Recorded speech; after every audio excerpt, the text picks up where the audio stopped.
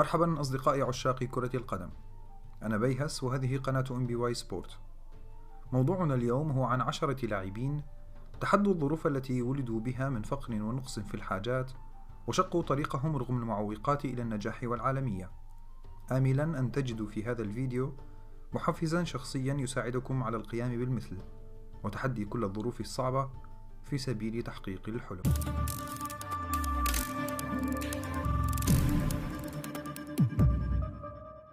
سنبدأ أولا مع أليكسيس سانشيز.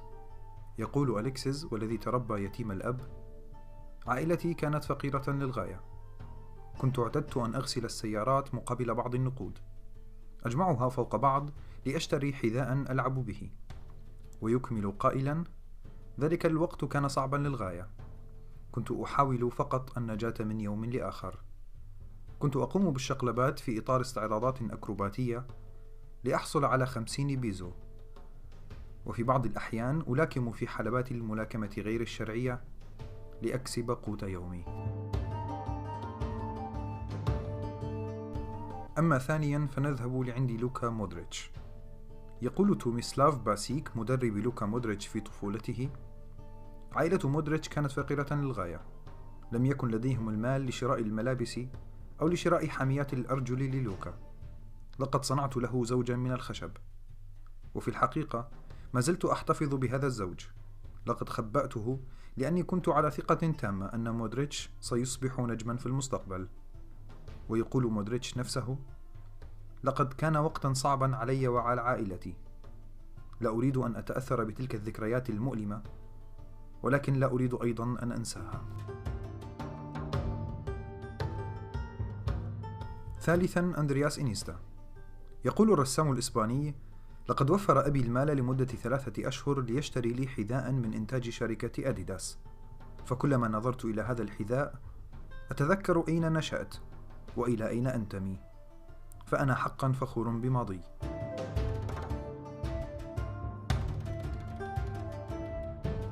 رابعا لدينا أنخيل دي ماريا. كان الأرجنتيني الفقير يأتي إلى التدريبات بأيد متسخة بسبب عمله في توزيع الفحم. هكذا يقول مدربه الأول مارسيلو، والذي أعطاه الفرصة للتألق مع ناديه الأول روزاريو سنترال.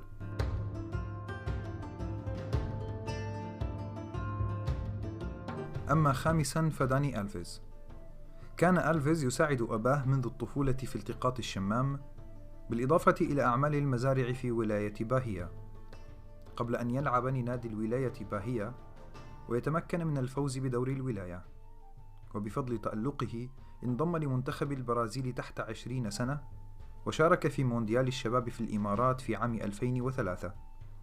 ومن ثم تمكن إشبيليا من جلبه إلى أوروبا بعقد إعارة، فتطور مستواه بشكل متسارع مع الفريق الأندلسي، وأصبح مطلوبا لكبار أوروبا وعلى رأسهم تشيلسي وبرشلونة.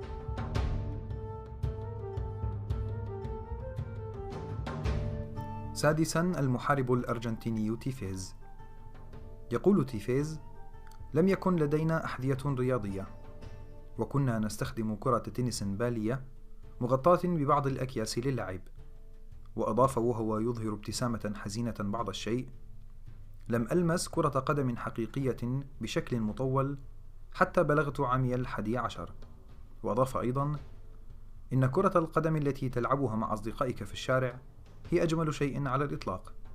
تلعب مع أصدقائك الحقيقيين ضد الآخرين.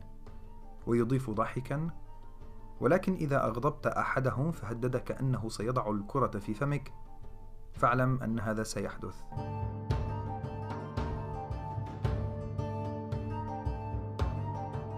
أما سابعا فالمهاجم الشرس لويس سواريز. يقول سواريز: ترعرعت في عائلة من الطبقة تحت المتوسطة ماديا. على سبيل المثال، كنت لا أستطيع أن أمتلك حذاء رياضيا لي وحدي، كنت أتشاركه مع أحد إخوتي. ذلك كان بسبب عدد أفراد أسرتنا الكبيرة. والداي حاولا القيام بكل شيء، ولكن كان من المستحيل شراء الأشياء التي احتجناها، ولكني سأكون دائما ممتنا لهما لما قدموه.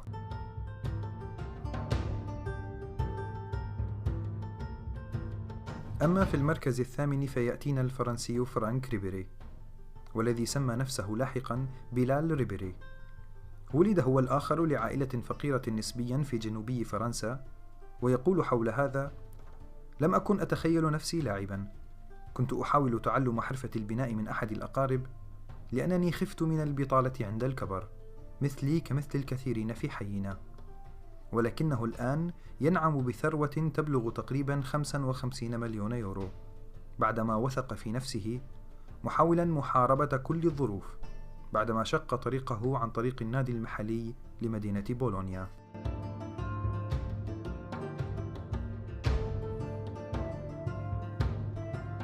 في المركز التاسع البرازيلي نيمار جونيور. تربى نيمار في غرفة العلية داخل منزل جده، ليس لوحده بل مع والديه وأخواته، ولقد تلقى دعم جده في توفير الأحذية والمتعلقات التي احتاجها لتنمية موهبته.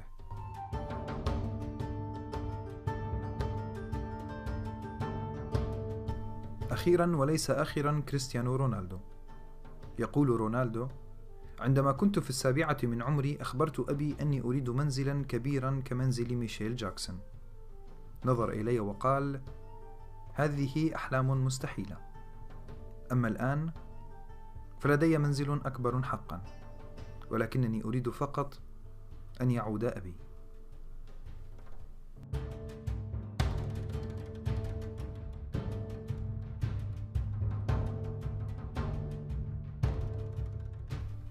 كان هذا كل شيء أصدقائي، وفي النهاية كما دائما شكرا على المتابعة. ادعمنا بزر الإعجاب إذا عجبك الفيديو، وشاركه مع أصدقائك. دمتم بأمان الله.